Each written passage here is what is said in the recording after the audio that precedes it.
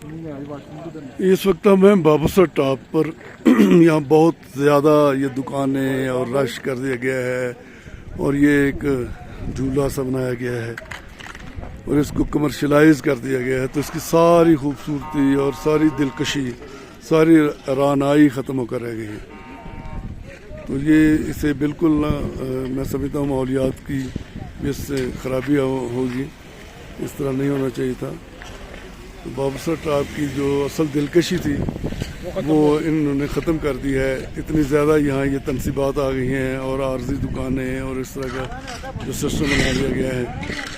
اس پر حکومت کو غور کرنا چاہیے۔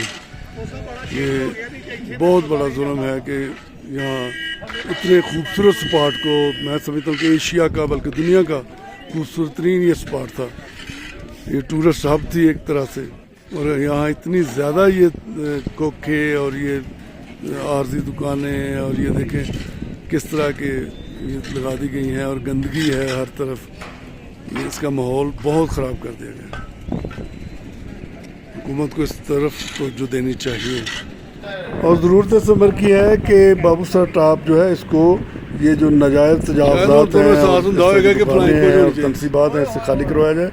اور ماحولیات کو بہتر کیا جائے اور اسے ایشیا کا خوبصورت ترین گلیشیئر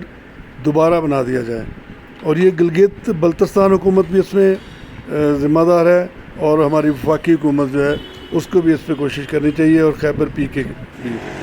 اور تمام کو اس کا نوٹس لینا چاہیے تاکہ یہاں